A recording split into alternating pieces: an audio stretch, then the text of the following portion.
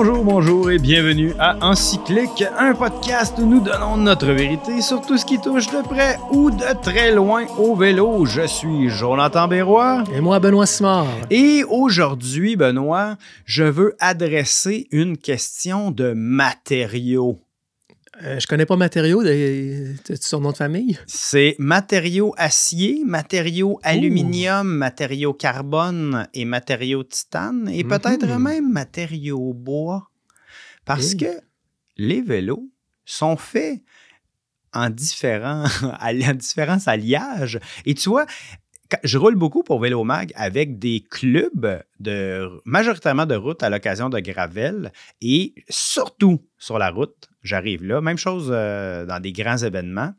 Les gens voient mes petits tubes d'acier parce que la majorité de mes vélos sont en acier et le monde me dit, mais là, en quoi est-il fait? Comme ils reconnaissent que ce n'est pas du carbone. Et là, je dis en acier. Et souvent, les gens ont l'impression de dire, mais là, ton vélo vient-il du Canadian Tire? Tu sais, acier égale cheapo, acier égale pourquoi fais-tu ça? Je ne comprends rien, explique-moi. Alors maintenant, je dirais, dans Cyclique, allez écouter ça, on va en parler. Yes. Donc, des différents matériaux, ça va être un peu un épisode introductif, dans le sens qu'on pourrait faire un épisode complet sur chacun de ces matériaux-là, plus en détail. Là, on va dire plutôt de façon générale quels sont les avantages, les inconvénients, pourquoi on prendrait un plutôt que l'autre. Ouais, puis tu sais, moi, je vais tout de suite l'annoncer encore aujourd'hui. Je ne suis pas un ingénieur des matériaux non plus. Là. C'est basé vraiment sur l'expérience peut-être que j'ai eue à en rouler dans le passé de différents types de vélos comme ça, de connaissances personnelles. Là, mais donc, sans aller en détail dans vraiment la théorie de tous des beaux alliages-là, là, je veux dire, on est capable quand même d'expliquer les caractéristiques, les avantages et inconvénients de chacun. Bien, commençons immédiatement avec le premier que j'ai mentionné, acier. Même l'acier. Puis, je suis content. Dans ton introduction, Jonathan, tu as mentionné les alliages. Puis, je pense que c'est vraiment une bonne façon de le dire parce qu'il n'y a aucun des matériaux qu'on va parler là qui sont utilisés d'une façon pure. Donc, même l'acier... acier, c'est pas à la limite. C'est toujours forcément par définition un alliage. C'est du fer et d'autres. Et quelque chose d'autre qui vont changer, dans le fond, tout ce qui va être utilisé dans le matériel principal, ça va changer ses caractéristiques. C'est basé là-dessus, c'est de ce type d'acier-là qu'on va parler nous autres. Oui, et dans tous les matériaux, il y a différentes qualités aussi. Donc, c'est vrai que l'acier, tu peux en avoir du très épais, plus lourd, des vélos pour enfants là, vraiment pas chers ou des vélos d'entrée de gamme. Généralement, ça va être en acier. Mais parce que l'acier, encore aujourd'hui, là, quand tu fais des recherches sur l'état de l'industrie du cyclisme là, ou le monde du vélo, là, c'est encore l'alliage qui est le plus utilisé, l'alliage métallique le plus utilisé dans le monde du vélo, l'acier. Mais je veux qu'on parle de bon acier, mettons, parce qu'après ça... Oui, mais il n'y en a pas des mauvais. Quand tu y penses, peut-être une des formes les moins chères, là, des fois on voit ça sur les collants sur les vélos chez Walmart puis chez Canadian Tire, whatever, mais du high tensile. OK. Le high tensile, c'est peut-être un des aciers qui est utilisé pour dans le vélo, en tout cas. Ouais. High, trait d'union, tensile. Donc c'est haute tension. Haute tensile. Mais tu sais, encore là, c'est les différents ajouts qui ont été faits dedans qui vont faire changer ses caractéristiques, mais c'est un acier qui est quand même... qui est fort, qui est durable, qui est facile à souder et à travailler.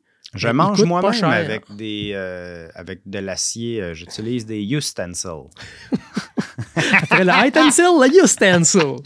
Dis que je t'ai coupé pour ça. Ah, quand même, non, mais tu sais, moi, je dessinais avec des stencils aussi. Ah oui, voilà. As-tu utilisé un spirographe aussi? Oui. Le spirographe, quand ça a sorti, ça a malade. été le jouet le plus vendu de cette année-là. C'était dans les années 60, je crois. Puis là, c'était comme l'espèce de Woodstock avec des images fucked up.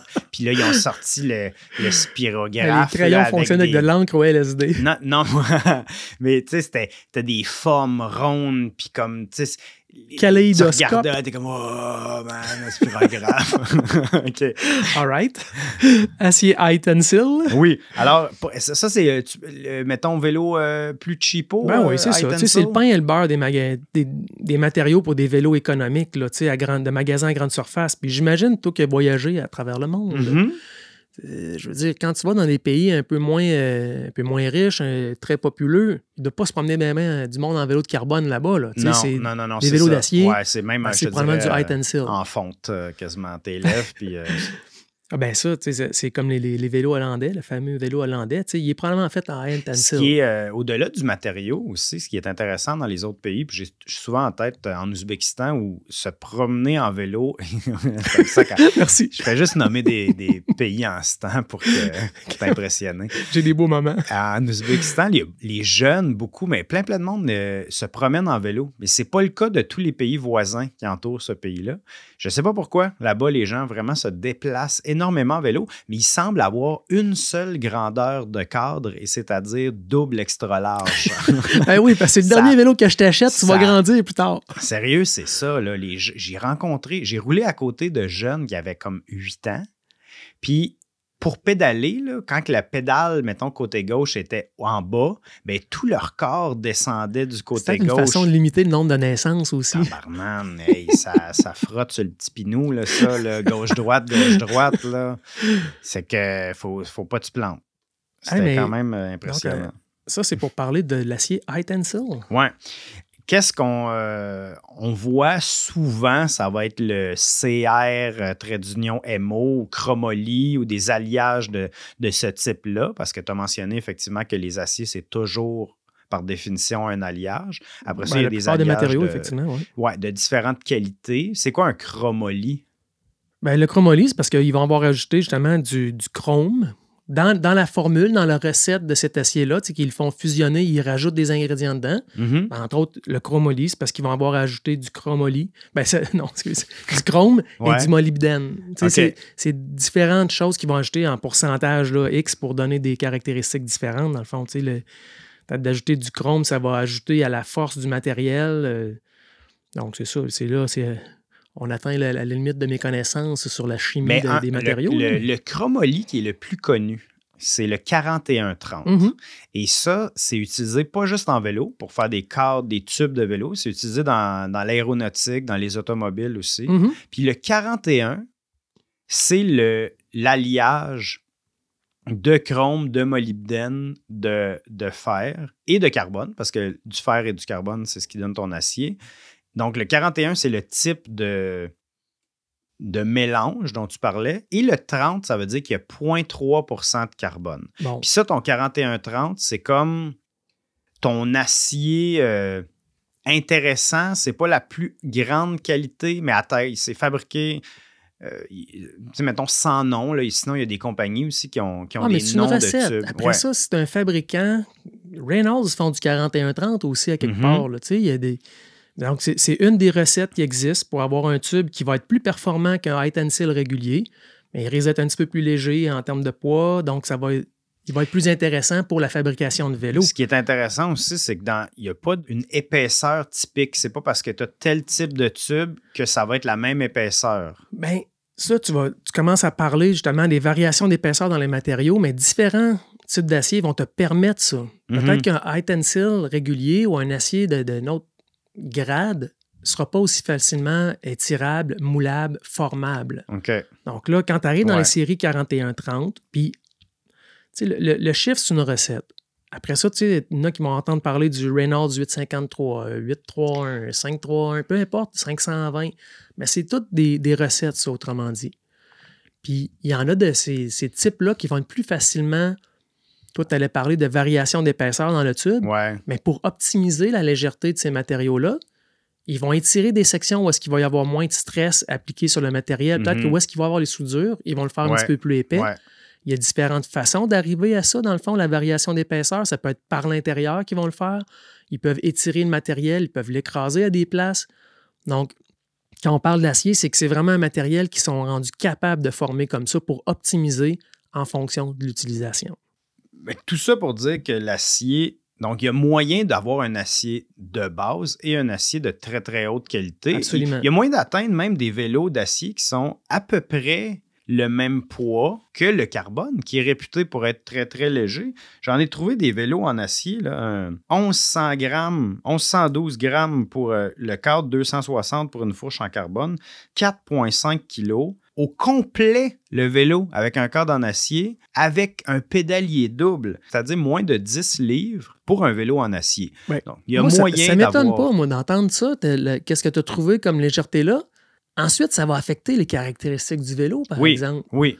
Puis, tu sais, quand tu y penses aussi, la recherche au plus léger possible du cadre, ça va venir au prix de d'autres choses. Tu vas sacrifier des choses à quelque part, c'est certain. Oui, ça dépend c'est quoi ta pratique. Donc, c'est pas... Aussi, mais le poids du cadre dans l'ensemble, ça ne représente pas un si grand pourcentage que ça. Une fois le cycliste assis dessus, sa bouteille d'eau... comparativement au nombre de bouteilles d'eau que je traîne autour de mon estomac. Donc, c'est ça. Mais oui, un acier haut de gamme, puis il va coûter plus cher parce qu'il y a plus de manipulation, parce que c'est parce que ça, peut être aussi léger, sinon plus qu'un cadre en carbone. J'en doute pas du tout. Maintenant, la raison pour laquelle on voit l'acier beaucoup en bikepacking, cyclotourisme, à la limite vélo de gravel, c'est parce que c'est beaucoup plus facile avec ce matériau-là de mettre des supports à bagages, d'accrocher des sacs sur le côté. D'ajouter des inserts, dans le fond. De mettre des œillets. Mm-hmm. On parlera du carbone, mais dans le carbone, les œillets ne vissent pas dans le carbone. Le carbone est formé autour d'un œillet en métal, alors que dans le cas de l'acier, tu visses directement dans l'acier. Fait que ton vélo, Mais ça, on pourrait le faire sur l'aluminium de la même façon, je pense. Aluminium, oui, à titane, aluminium, mais c'est plutôt par opposition au carbone. Mm-hmm. Et il y a la question aussi de recyclable. Okay, au niveau de l'acier, tu peux recycler de l'acier, du carbone. Réutiliser, en tout cas, assurément. Puis ça, par exemple, par rapport au carbone, je sais qu'il y a plusieurs compagnies maintenant qui travaillent très fort pour revaloriser les déchets du carbone ou des retailles, des cadres qui seraient brisés. C'est la colle dans le carbone. C'est pas le carbone comme tel. La résine qui est utilisée. Oui. Là. Bon, on en reparlera quand on va arriver au carbone, comment c'est fait, mais pourquoi c'est plus difficile à recycler ou à réutiliser. Je voulais mentionner, pour l'acier, pour moi, un avantage, mais ça, c'est très, très personnel, là, mais le look. Le look des petits tubes. Les petits tubes étroits. L'espèce de old school vintage. Vintage, certains, ça fait plus que 160 ans qu'ils utilisent ça pour faire des vélos, l'acier. Fait que c'est très vintage. Ouais, très vintage. Mais le look, mais aussi, quand ton cadre n'est pas énormissime, tu peux, quand tes tubes sont plus petits, il n'y a rien qui est plus petit qu'un tube d'acier. Okay? Dans tout ce qu'on va mentionner aujourd'hui, les tubes en acier, c'est ça, parce que c'est les plus denses. Donc, tu n'es pas obligé d'avoir un énorme tube pour avoir enlevé de la flexion. Et tu peux avoir des plus gros cadres, des sacs de cadre, ou tu peux avoir plus de place ça fait pour plus tes bouteilles d'eau. d'espace dans ton triangle interne. Voilà. Donc, c'est un avantage pour moi. Oui. Plus de bagages. Puis tu trouves ça beau. Et je trouve ça beau. Moi aussi, je trouve ça beau. Avec des logs, là. Mais tu parlais de dimension de tube. Tu sais, ceux qui voient... On peut parler d'aluminium aussi. Mais l'aluminium, c'est un matériel qui est très mou. Tu parlais de densité par rapport à l'acier, c'est quasiment 2 fois moins dense. Ce qui explique pourquoi, quand tu peux reconnaître de très loin qu'un vélo en aluminium plutôt qu'en acier, juste par la grosseur des tubes. Ben oui, parce que pour qu'il soit aussi fort ou qu'il ait les mêmes caractéristiques, il faut qu'il le fasse 2 fois plus gros. Ouais. C'est une façon très simple de vulgariser quelque chose de probablement très complexe. Là. Mais donc, les tubes d'aluminium, moi, je me souviens quand... encore là, dans les années 90, c'est là que ça a commencé vraiment là, à être le matériel par excellence pour le cyclisme, l'aluminium, parce qu'il était léger, il était fort. Moi, je me souviens des vélos Cannondale dans ce temps-là, qui était vraiment un de ceux qui ont poussé ça, en tout cas en Amérique du Nord, là, qui ont poussé ça à un autre niveau, l'utilisation d'aluminium pour le vélo. C'était leur matériau de choix, eux autres. Mais les tubes, ils étaient énormes. Je ne sais pas si toi, ça dit quelque chose, mais dans ce temps-là, c'était vraiment ça. On pouvait reconnaître de loin parce que le tube inférieur, le down tube, était énorme pour avoir la force nécessaire puis la solidité nécessaire. Il fallait qu'il fasse très, très gros, le rond. Là. Donc, tu sais, c'était des grosses canettes. Ils ont des formes. Aujourd'hui, c'est peut-être moins impressionnant vu qu'on a tellement de vélos de carbone, mais l'aluminium, je crois, se tourne plus facilement. Hein. Tu sais, on le voyait beaucoup dans les vélos de montagne avec des tubes qui n'étaient pas droits. Le triangle n'était pas parfait. Il y avait l'hydroformage. Exact. Vraiment, il y a... Mais moi, encore une fois, dans le début des années 2000, j'ai visité plusieurs usines où est-ce qu'ils fabriquaient des vélos en Asie. Puis, donc, j'ai pu voir la manière dont ils formaient les tubes. Puis là, ça peut être de l'hydroformage, justement, où est-ce qu'ils inséraient soit de l'huile ou de l'eau à l'intérieur du tube dans un moule, puis ça allait le presser pour lui donner une forme. Mais ils ont développé les techniques de manufacturation vraiment d'une façon exceptionnelle là, en 90-2000 pour l'aluminium. Donc, tu n'étais plus obligé d'avoir un tube qui était juste rond et qui faisait un tube rond. Là, Vraiment, ils pouvaient faire des courbes dedans pour le renforcer à des endroits où c'était nécessaire. Donc oui, avec le temps, c'est parti, c'était des gros tubes ronds comme des canettes de liqueur. Puis ça l'a évolué en plusieurs formes. Il y a l'alignement du grain dans l'alliage aluminium aussi qui est important. Puis là, toutes ces choses-là, ils ont développé des techniques, en fait, qui l'ont optimisé. Puis c'est pour ça qu'aujourd'hui, tu as des vélos très haut de gamme en alu encore. Tu as beaucoup des avantages de l'acier, dans le sens que tu peux visser dans des œillets, des supports à bagages. Tu as la légèreté. Je pense que c'est facile pour les usines, c'est facile à manufacturer l'aluminium. C'est peut-être une des façons peut-être les moins chères qu'il y a aujourd'hui de fabriquer ça aussi. Est-ce que c'est le mal-aimé des matériaux, tu penses, l'aluminium? Je crois pas. J'ai pas cette impression-là. J'aurais tendance à dire peut-être que l'acier est un des mal-aimés parce qu'il y a peut-être une perception moins haut de gamme auprès du public parce que la plupart des vélos économiques sont faits en acier. Mais l'alu, j'ai l'impression qu'il est apprécié à sa juste valeur. Tu as le choix aujourd'hui, dans les vélos de gamme, tu as le choix entre un aluminium ou un carbone. Ouais. C'est rare qu'en boutique, on va proposer un acier à quelqu'un comme alternative. Il y a quelques manufacturiers un peu plus marginaux qui offrent des produits qui sont super bons. Ben c'est quand même plus fréquent de voir l'aluminium. Donc, si mondialement, l'acier est probablement le matériau le plus utilisé pour faire des vélos, probablement que dans les pays plus industrialisés, je ne sais pas si c'est une bonne façon de le dire, mais comme où est-ce que nous, on habite, je pense que l'aluminium est encore probablement une des versions les plus populaires pour les vélos. Puis ton vélo, il va jusqu'à, mettons, ça serait quoi ta braquette de prix? Est-ce qu'il y a un moment donné où tu n'auras pas de vélo à 10 000 en aluminium? Non, je pense que tu as raison, ça va être quand même assez rare. Parce que c'est encore là, je pense que c'est associé à des productions de masse, l'aluminium. C'est rare les artisans qui vont faire des vélos en alu. Oui, mais en même temps, le carbone aussi, c'est nécessairement de production de masse, c'est un moule. Ou sinon, ce serait très cher. Ben, c'est très cher d'ailleurs. L'équipement pour le carbone, pour travailler le carbone, je pense que ce qui coûte le plus cher, c'est pas le matériel. Non. C'est tout ce qui va autour là, du développement jusqu'à l'outillage, au moule, à toutes ces choses-là. Exact. Tu demandais une braquette de prix, mais il y a des vélos aujourd'hui qu'on voit encore à 3 000 – 4 000 qui seraient en aluminium. Ça va des hauts de gamme, là. En termes de... Il y a différentes qualités aussi d'aluminium, comme l'acier? Comme l'acier, je pense qu'encore une fois, c'est qu'on va utiliser des additifs dans les aluminiums, puis ça va leur donner des caractéristiques différentes. Je pense que c'est peut-être moins populaire de parler de ça aujourd'hui, mais les séries 5000, 6000, 7000, c'était tous des types d'aluminium. En fait, le matériel de base est le même, là, le composant de base est le même, mais dans lequel ils vont ajouter des recettes différentes. Fait que ça va donner des caractéristiques différentes. Il y en a qui vont avoir besoin de traitement thermique pour finaliser, dans le fond, parce que l'aluminium est affecté par la soudure, encore plus peut-être que l'acier. Donc, quand il est soudé à un endroit, je pense que là, encore une fois, je vais faire attention à mon niveau de scientificisme, mais ça va changer la structure moléculaire du matériel. Donc, ça peut l'affecter. Puis ça, ça devient important dans certains types d'aluminium de les traiter thermiquement pour réaligner tout ça pour que ce soit un produit qui va être solide. Est-ce que tu sais pourquoi les soudures sur des tubes d'aluminium sont tellement plus grosses que sur l'acier? Je ne sais pas. J'irais jusqu'à dire non, mais ça, c'est 2 fois plus gros parce que c'est 2 fois moins dense. Tu sais, ils rajoutent, veut pas. Mais il y a plusieurs façons de faire de la finition là-dedans. On les voit vraiment beaucoup plus que... Moi, je me souviens encore une fois l'exemple de Cannondale qui avait des soudures qui étaient polies. Il y avait une première soudure qui était faite quand le cadre est soudé, il est assemblé. Il y a une première soudure qui est faite pour donner la forme, la force. Et par-dessus, ils appellent ça, c'est une technique, c'est le smooth welding. Ouais. Puis, donc, c'est une deuxième soudure qui passe par-dessus pour combler le vide ou les bosses de la soudure précédente. Puis, ils vont la polir aussi ensuite pour donner un effet là, vraiment d'arrondi. Ils vont lisser la... Donc, ça, c'est un autre type de présentation, mais je pense que c'est vraiment... carboné. Ouais, c'est plus esthétique, d'après moi, que concrètement, que ça va ajouter quelque chose. Là. C'est plus de l'esthétisme par rapport à ça. Mais il y en a qui aiment ça, hein? Le petit ourlet de la soudure. Mais toi, t'aimes ça. Hein? Oui, c'est un fan. Moi, j'aime pas ça. Bon, j'aime on ça va pas se battre ici aujourd'hui. Là. J'aime ça quand c'est smooth. Ouais, mais ça, c'est vraiment l'esthétisme. Chacun ses goûts. Hein? Ouais. Carbone. carbone. Est-ce que c'est le Graal des matériaux, à ton avis?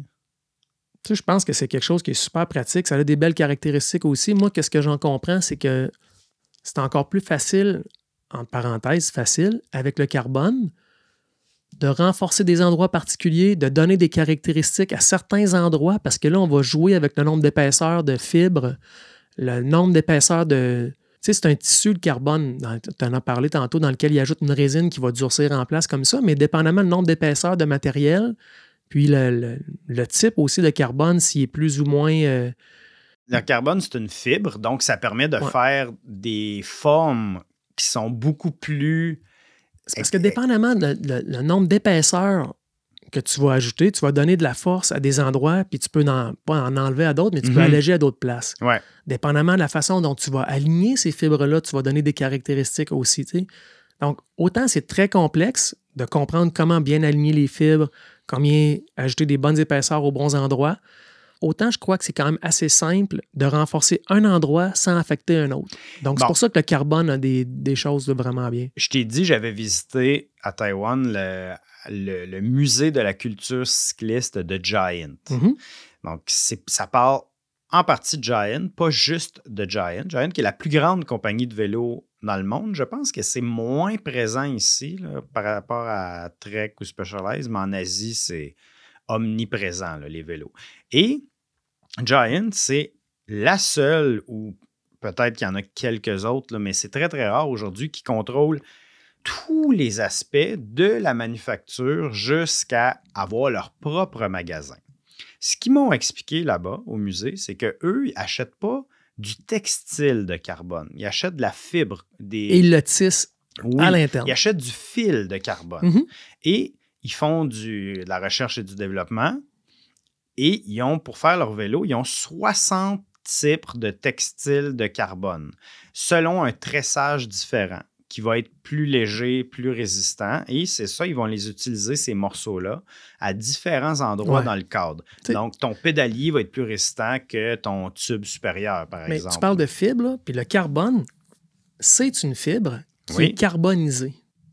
Dépendamment combien tu le carbonises, c'est ça qui va changer ses caractéristiques. Qu'est-ce que tu veux dire par carboniser? Ils vont le chauffer, le brûler. Si tu le chauffes énormément, ça va devenir du graphite. Très, très sec, fragile, mais très, très dur aussi. C'est des cannes à pêche faites en graphite ou des bâtons de hockey en graphite. Ça va être très, très fort, mais ça va casser. Tandis que si il y a des types de carbone, peut-être, là, je sais, rendu là, je ne sais pas exactement comment c'est fait, là, mais c'est réellement chauffé dans des systèmes qui vont les chauffer, mais si c'est moins chauffé, peut-être qu'il va être plus flexible. Il va être moins... c'est niaiseux, j'ai le terme brittle. Donc, cassant. Oui. Il va être plus flexible, mais c'est une caractéristique que tu peux vouloir au niveau du boîtier de pédalier. Justement, tu ne veux pas que ça casse. Ouais. Donc, peut-être qu'ils vont utiliser ces fibres-là d'une façon différente sur le vélo. Un vélo de montagne, il me disait entre 400 à 500 morceaux de tissu de carbone. Vélo de route, 2 à 300, parce qu'il est moins épais. Et là, ensuite, ils ont un moule pour chaque cadre, chaque grosseur de cadre. Donc, c'est moins... C'est pas comme un vélo en acier où ça peut être... chaque vélo est unique, là, pratiquement. Donc, ça, il y a quelqu'un, là, c'est généralement en Chine, là, et là, il met un morceau, il met sa résine, il met un autre morceau, puis il va passer à un autre type de textile. Il y a tellement de façons. Tu sais, que la résine peut être déjà imprégnée dans le matériel. Ils peuvent l'ajouter par la suite. Puis on est deux gars qui parlent d'affaires de bicycle et de science, là, mais... C'est ça, il y a tellement de façons d'y arriver. Il y a des compagnies, elles, comme Time. Bon, là, Time, c'est rendu très petit aujourd'hui. Là. C'est la compagnie Time de vélo. Qui font des pédales? Qui font des pédales aussi. Je pense que la compagnie, c'est scindé maintenant. Donc, les pédales, c'est une compagnie. Puis, ça a été racheté par un groupe américain, Time, pour les cadres. Mais tu vois, eux, ça, c'est une compagnie en France. Il y avait la technologie qui tissait eux-mêmes leur carbone aussi. Mais un peu comme un bas. Ils tissaient les tubes. Donc là, c'était pas une série de morceaux collés un par-dessus l'autre. Ils vont tisser vraiment le tuyau qui va être inséré, comme tu le disais, après ça, dans un moule. Donc là, ils vont ajouter des résines puis qui vont durcir la patente ensemble, là, mais tellement de façons d'arriver à un résultat quand même. Là, puis là, ça, c'est les compagnies qui ont chacun leur recette, encore une fois. Généralement, peut-être moins moins d'options pour transporter des bagages sur un vélo en carbone parce que les œillets sont... Tu peux en mettre maintenant. Il y en a qui en ont, Joe. Oui, tu peux en mettre, mais ça va être très, très cher. Il existe des fourches. Mettons, une des raisons pourquoi le carbone peut être cher comme ça, c'est parce qu'il y a beaucoup, puis on s'en rend pas compte, mais il y a beaucoup de manipulations manuelles. Tu sais, tantôt, on parlait peut-être le matériel à la base, probablement, qui est peut-être pas si cher que ça dans l'ensemble, mais il y a beaucoup pour arriver à un produit fini, du sablage, du polissage, mettre les morceaux dans le moule. C'est beaucoup, beaucoup de manipulation. Donc, d'ajouter peut-être pour ça qu'on ne voit pas sur un cadre de cyclotourisme, typiquement, des cadres en carbone, ça serait trop cher. Non, mais c'est que les œillets, il y a un maximum que tu peux accrocher là-dessus. Ils font des navettes spatiales en carbone puis des chars de Formule 1. D'après moi, ça peut être aussi solide que tu veux. Tu peux pas payer 2 millions pour ta fourche en carbone. Bon point. Tu sais, mettons la fourche là, en carbone. La fourche en carbone, il en existe, là, la Envy Adventure, celle que tu as, la Spork, c'est 5 fois plus cher que l'équivalent en Et ça risque d'être plus pesant aussi qu'une fourche en acier pour la même force. Parce que là, il faut qu'elle soit renforcée, la fourche de carbone, encore plus. Non. C'est moins élevé. Le poids, il est beaucoup. Ça va être au moins la moitié. On parle de, mettons, 600 grammes une fourche en carbone, puis 1200 pour une fourche en acier de cyclo là, que tu peux visser des trucs dessus. Mais le prix il est pas mal différent. Puis souvent, quand tu te promènes avec un vélo en carbone, tu as comme d'autres façons d'accrocher des supports à bagages. C'est pas impossible, c'est juste c'est une différence entre les deux matériaux. Une autre différence, puis là maintenant, depuis quelques années, tu pourras m'en dire plus, mais les espèces de boîtiers de pédaliers, là, au début des carbones, là, on voyait des boîtiers press-fit. Ouais. Donc, ce n'était pas vissé. C'était pas les standards de l'industrie de la bicyclette. Au lieu d'être vissé dans ton cadre, il était pressé en place. Ouais. Rentrer, puis ça craquait énormément. Là. L'espèce de craquement qui résonne dans ton cadre quand tu pédales, c'était très caractéristique des vélos de carbone. Aujourd'hui, je ne sais pas exactement comment ils font, mais il y a... En fait, une des choses que les compagnies se tapent les bretelles maintenant quand ils sortent un nouveau vélo, là, c'est parce qu'ils vont vanter le fait qu'il va être fileté. Le boîtier de pédalier sera fileté maintenant. Comme du métal. Mais là, ils mettent un filet à l'intérieur du carbone. Mais c'est une pièce qui est insérée dans le moule, une pièce d'aluminium ou peu importe le matériel qu'ils vont prendre, qui va être insérée dans le moule pour pouvoir visser dedans. C'est un insert. Puis ce type de nouveau pédalier-là, ça fait combien de temps? C'est pas nouveau, c'est qu'il y en avait avant, puis après ça, ils se sont rendus compte que c'était plus léger. Quand ils ont sorti, mettons, le BB30 Press Fit, des choses comme ça, c'est que c'est plus léger. Mais bon, ça venait avec certains inconvénients, comme un craquement infernal. Est-ce que ça craque aussi, ceux qui sont filetés maintenant? Ça peut arriver, mais non, moins. Je pense que c'est moins sujet à ça. C'est moins compliqué parce qu'on était capable de faire en sorte que ça ne craque pas, un pédalier qui était Press Fit. Ouais. Mais bon, après ça, c'est une question de standard, de trouver des pièces, de oh là là. Mais c'est juste que chaque vélo est unique. Il faut que ça soit un craquement, c'est parce que ton pédalier, il est 0,2 mm croche, puis là, ça se résonne partout dans le les cadre. tolérances de fabrication, c'est vraiment très, très précis. Alors là, peut-être que dans la finition, c'est difficile. Ça dépend des compagnies, encore une fois, et des méthodes de fabrication, mais c'est sûr que rendu là, quand tu fais du press-fit, les tolérances sont très, très serrées, là. J'ai l'impression qu'il y a beaucoup de gens qui ont des vélos en carbone seulement parce que dans le monde du vélo de route, c'est ça que tu vois aussi. Tour de France. Oui, mais ça a des belles caractéristiques. Ça fait des vélos qui vont être légers, forts, souples. Tout, c'est comme je te disais tantôt, on arrive à lui donner une forme qu'on ne pourrait pas faire avec un tube en métal. Aérodynamique, c'est sûr qu'il n'y a rien qui bat ça non plus. Donc, c'est que tu es capable d'optimiser à un autre niveau les tubes que tu vas utiliser ou même le moule qui va servir à faire ton vélo. Vu que tes tubes sont énormes, tu as bien de la place pour écrire ta marque dessus, pour montrer à tes Raison amis, numéro 1. à tes amis c'est quoi, combien tu as payé pour avoir ton S-Works. OK. Hey, Titane. Ça fait un retour, le Titane, on dirait. Ou c'est peut-être nous autres, maintenant qu'on est rendus des bourgeois. Ben, pas pour toi. Ouais, merci. Mais le Titane, c'est comme quand tu vas avoir les caractéristiques de l'acier, mais montrer que tu as plus d'argent. Quand j'ai commencé à faire du vélo, là, les vélos en titane... Est-ce que c'est ça, Ben? Non, j'ai ignoré ta question, Jonathan. Un peu. Mais t'en as pas de vélo en titane, toi? J'en ai plusieurs. Hein? Ben oui, hey, moi, je m'étais fait faire sur mesure un vélo en titane à l'époque où est-ce que je voyageais en Asie. Ben oui, certain, je m'étais fait faire un vélo de cyclocross comme ça parce que c'était le rêve, là.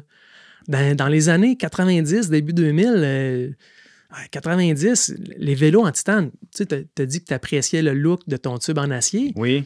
Dans une certaine mesure, tu avais ça un petit peu avec un vélo en titane aussi. Ils sont vraiment légèrement plus gros, les tubes en titane.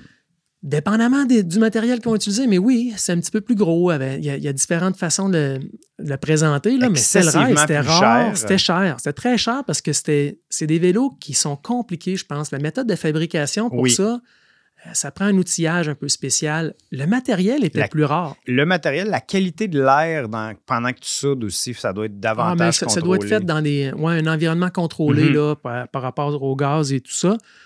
Mais c'était rare. Puis c'était rare parce que je ne suis pas certain de tout l'historique du matériel, mais tu sais, c'est les endroits où est-ce que ça se trouvait, mettons la guerre froide et la Russie à l'époque, ont fait en sorte que c'était un matériel qui était rare. Donc, il valait plus cher. Puis peut-être qu'il n'était pas utilisé pour le cyclisme non plus, pour faire des petits tubes pour le vélo, là. Donc, tu sais, je pense que c'est des choses là, qui ont rendu ça quand même assez unique, le titane. Je pense que les gens apprécient le fait que tu n'as pas besoin, ça ne rouille pas. Il y a l'acier inoxydable aussi qui ne rouille pas. Donc, tu pourrais avoir l'équivalent, mais en titane, tu n'as pas besoin de le peindre. Et là, ça fait que quand ton vélo n'est pas peint, il est de couleur argent. Et là, tu montres à tous que... Arrête de penser juste à comment tu veux montrer ta vie. Je pense que la majorité des gens qui ont du titane, c'est pour montrer... Regarde, je n'ai pas de peinture sur mon vélo. Le titane, tu sais, tantôt, on a parlé de densité par rapport à... l'aluminium versus l'acier. Alors, le titane, il y a des caractéristiques qui vont ressembler un petit peu à l'acier. Un portefeuille plus dense pour avoir un vélo en titane. Il devient moins dense après, ça, c'est certain. Mais, encore une fois, il y a des avantages qui vont... tu sais, il faut regarder les caractéristiques du matériel. Ben, ça va être excessivement léger. Ça peut l'être. Puis, comme tu l'as dit, c'est un matériel qui ne corrode pas. Ça ne rouille pas. Donc, dépendamment de l'utilisation, il pourrait l'être, en tout cas, plus que nous autres. Il va nous durer, ceci dit, l'acier, oui, ça rouille, mais maintenant, ils font des espèces de électro-deposit coating, le ED coating, qu'ils font à l'intérieur, juste avant de le peindre. Puis ça fait que ton acier devient noir. C'est un traitement qu'ils font pour empêcher l'oxydation, la rouille. Ça fait que ça dure excessivement longtemps, là, à moins de faire une énorme chip. De toute façon, à moins de ne pas y faire attention, vraiment, ton vélo en acier, il va vivre plus longtemps que toi. Là. Tu sais, oui. Il va se tanner de toi avant que tu te tannes de lui. Là. Tu peux acheter des vélos en acier qui datent... du titane. Merci. Celle-là, je la dédie à ma mère. Dans le même... dans la même chose que... Tantôt, tu parlais de différents types d'alliages du 4130 pour l'acier, tout ça. Il en existe aussi pour le titane, donc là, qui vont ajouter de l'aluminium dans le titane pour lui donner des caractéristiques. Donc, c'est toutes des choses qui doivent être prises en considération quand tu veux un produit fini. Aluminium, vanadium. Il y a moins, en tout cas, j'ai l'impression qu'il y a juste comme 2 ou peut-être 3 types différents qu'on connaît. Qu'on connaît nous autres, ou pour l'utilisation du vélo, parce qu'il y a probablement des têtes de missiles qui sont faites en titane, puis ils ne diront jamais c'est quoi la recette. Hein. Mais il y a des compagnies aussi, québécoises, il y a T-Lab qui fait en titane. Il y a quelques compagnies comme ça où... Mais c'est très niché parce que c'est compliqué à faire. Ouais. Donc, puis tu sais, il n'y a pas de grosses compagnies qui vont faire ça en production de masse parce qu'il n'y a pas d'avantage, apparemment, à faire une production de masse de titane. Un vélo coûte le même prix que 10 que 100. Linksé aux États-Unis. Ouais, c'était artisanal quand même, ça, au départ. C'était une petite compagnie, ça, qui sont très reconnus, justement, mais pour la qualité de ce qu'ils faisaient à l'époque. Mais donc, moi, ce que j'ai lu, c'est qu'il n'y a pas d'avantage de production de masse. Si tu fais un cadre en acier, tu réutilises le même type de tube, tout ça, peut-être que, je vais dire n'importe quoi, un cadre, ça coûte 10$, mais si tu en fais faire 100, ça va te revenir à 9$ chaque. Ouais. Donc, il y a une économie à faire de masse, une économie dans le nombre. Mais apparemment, pour le titane, dû à les outils qui vont user plus vite parce qu'il est plus dur que ci, que ça. C'est vrai. Il faut qu'ils changent leur fraiseuse ou quoi. Probablement. Plus souvent. Donc, que tu fasses un cadre ou que tu en fasses 1000, il revient tout à 10$. Il n'y a pas d'économie d'échelle à faire avec ce matériel-là. Donc, c'est peut-être ça qui ne le rend pas intéressant pour des productions de masse. D'où le fait qu'on en voit moins. Et qui, par le fait même, le rend intéressant pour la clientèle. Pour les artisans, pour quelqu'un qui veut avoir quelque chose qui est plus unique, qui est plus vraiment, encore là, ça correspond à des standards de beauté différents. Le dernier matériau... On peut faire des théières avec ça aussi, en tout cas des bouilloires, ça rouille pas. Le dernier matériau, c'est en bois. Ben, dernier, il y en a d'autres, mais c'est les principaux auxquels on a pensé. Là. D'ailleurs, le bois, tu parles du bois. Tu m'en parleras plus, il y a des fabricants à Montréal aussi qui ont essayé d'en faire là-dedans, mais c'est le premier matériel utilisé par le baron Von Dres. La Draisienne? Non, le Hobby Horse. Mais oui, la Draisienne. Oui, c'est ça, mais il avait donné ce nom-là. Ouais. Un Allemand. C'est en 1817. Sais-tu pourquoi il a inventé ça, la Draisienne?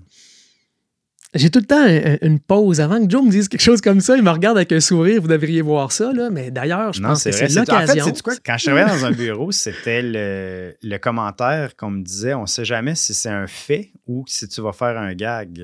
Puis, bon, est-ce que tu vas me faire un fait ou un gag, Joe? Non, la Draisienne, c'est intéressant. Ça a été inventé parce qu'il y avait eu, l'année précédente, une éruption de volcan en Asie, dans le Pacifique, là.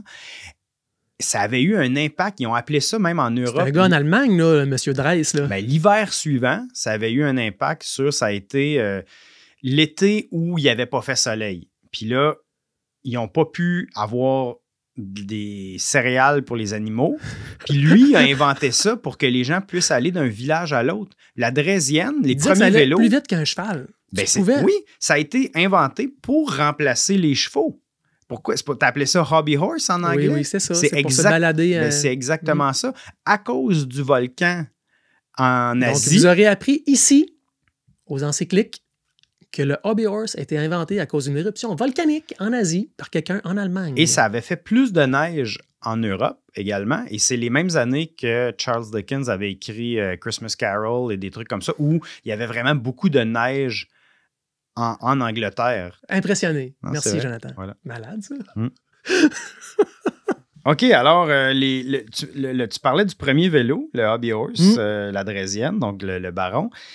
Ça pesait 20 kilos pour le vélo complet? Ouais, c'est comme un bike de Darnell aujourd'hui, mais il faut dire aussi que les roues n'étaient pas faites en alliage d'aluminium avec des rayons en acier fin. Oui, tout est en bois. Ouais. Mais aujourd'hui, ce qu'on a, c'est un cadre ce que j'ai vu, c'est entre 1,8 et 2,8 kilos le cadre. En fait, qui est à peu près la même affaire, qui est légèrement peut-être plus élevé qu'acier de bonne qualité.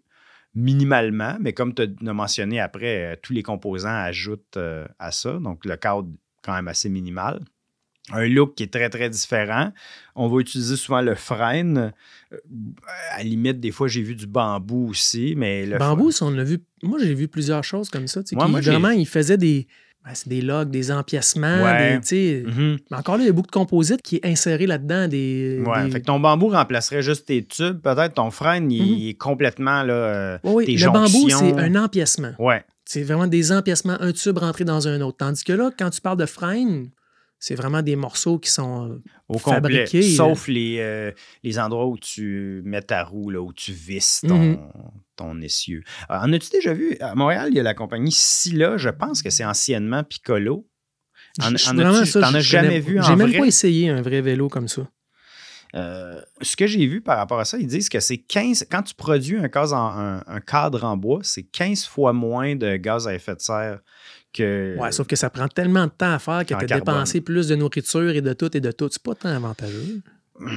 Ben ça, c'est un peu... Après ça dépend toujours combien de temps tu vas l'utiliser par la suite. Il y a plusieurs facteurs à... Oui, mais c'est ça. Tu as tout le temps les deux côtés de la médaille. Là. Exemple, j'ai trouvé combien de CO2 qui est produit pour chaque type de cadre. Puis là, je viens de dire que bois, ça serait le moins. Acier, c'est recyclable, je l'ai mentionné plus tôt, mais ça fait 270 kilos de CO2 pour produire un cadre en acier. Donc, ta production est quand même assez importante en termes de déchets, de pollution. Aluminium, à peu près la moitié, 150. Carbone. Ça aussi, c'est recyclable, l'aluminium, réutilisable. Ouais. Carbone, pas mal plus difficilement recyclable. Tu semblais dire qu'il y avait peut-être une certaine... Il y a absolument des technologies qui s'en viennent pour permettre de réutiliser puis de... carbone, seulement 25 kilos. Et à la base, on disait souvent le carbone, c'est plus difficile ou c'est voire impossible à réparer, mais de plus en plus, très, très facile. De plus en plus, il y a des réparations qui se font sur des cordes en carbone. S'il y a un matériel qui est facile à réparer, c'est le carbone. Parce que même tu pourrais le faire à toi-même. Là. Absolument. Ça, vraiment. Après ça, est-ce que ça va être aussi joli que quand il a été conçu dans un moule, etc.? Ouais, mais probablement pas. Tu sais, ça donne une certaine caractéristique à ton vélo. Cette réparation-là, si tu la couvres pas, c'est comme un kink sur ton cadre en acier. Là. Tu sais que tu as tombé à tel endroit. Non, t'aimes pas ça? J'aime moins ça. Mais il y a des gens qui se spécialisent dans la réparation de ça, puis laissons ça aux professionnels. Mettons qu'on fait rapidement pour chacune des pratiques, là, sans entrer trop dans les détails, parce qu'on a déjà mentionné que ça peut aller dans toutes les directions, mais de nos préférences personnelles dans chacune des catégories de vélo. OK, mettons, je te dis vélo de route ou gravel. Ça serait quoi ta préférence? Tabarouette que t'es dur avec moi, mais je pense qu'en termes de route performance, effectivement, le carbone, pour la rigidité que ça va lui donner, toutes les caractéristiques qu'il y a, je vais avec le carbone. Ouais, je serais quand même d'accord et je dirais, c'est ça. Route et gravel, ça serait ça. Si tu voyages pas avec, mais que tu veux juste rouler vite, ça serait ça. Montagne et fat bike. Mais ça, là, montagne et fat bike, puis même gravel dans une certaine zone, là, je pense que l'influence du cadre, du matériel du cadre dans le comportement du vélo, il est diminué en pourcentage par rapport aux pneus. Elles sont tellement gros. Ils sont tellement gros, il y a tellement de choses qui vont se passer au niveau des pneus que d'après moi, ça devient très, très difficile de percevoir les caractéristiques spécifiques au matériel qui a été utilisé pour le cadre. Bon, mais moi, j'irais avec carbone dans ce cas-là. Pour la légèreté, le carbone ou le titane. Ou l'aluminium, si c'est une question de prix. Tu peux avoir de quoi de très, très bon, quasiment aussi léger, pas mal moins cher. Oui. Mais tout est une question aussi de prix à quelque part. Il y a un prix qui va avec chacun de ces choses-là. Mais quand on parle de gravel avec gros pneus, vélo de montagne, fat bike, moi j'ai l'impression que le matériel du cadre a une moins grande influence sur son comportement. Rendu là, c'est qu'est-ce que tu préfères visuellement, puis le budget que tu as à mettre dedans. Cyclotourisme, bikepacking, acier. Acier all the way. Ou aluminium pour le prix, mais je pense que l'acier, à ce moment-là, demeure un matériel qui fait son sens à 100%. Pour les bagages, pour le fait des petits tubes, rentrer plus de sacs, le fait que, mentionner rapidement, mais quand tu as un sac particulièrement avec du velcro, le carbone, ça se fait manger en 2 secondes. Super bon. Prendre le temps de protéger le carbone. Ouais. Tu sais, quand tu utilises des sacs aujourd'hui qui sont vissés ou qui sont attachés avec des courroies, la friction qu'il va y avoir, des fois, à long terme, la friction entre le sac et le cadre peut abîmer la peinture. Une sortie. C'est et ça. même pas juste la peinture sur l'acier, mais même ça va manger la fibre. Imagine un velcro qui frotte tes vêtements à répétition pendant quelques jours. C'est ça. Mange donc ça, c'est un bon point de le protéger. Il faut protéger le carbone si tu l'utilises dans une situation avec des sacs où il y a de la friction sur le matériel. Au-delà de la performance, un vélo est une histoire d'amour, Benoît. Un vélo qu'on aime, qu'on trouve beau, on va le sortir plus. Je suis 100% d'accord avec toi. C'est une œuvre d'art. Et puis... On a tout dit, les caractéristiques, les avantages et les inconvénients, mais le plus important, c'est de trouver beau son vélo. Puis un vélo qu'on trouve beau, on l'utilise plus. On va l'utiliser. Et le vélo en sera plus heureux. On va clore ici ce chapitre, mais nous prenons vos commentaires et vos questions. Ben, comment te joindre? Au @EspressoSport. Et je suis disponible au @Jonathan Bérois. Merci pour votre écoute et à bientôt pour d'autres encycliques.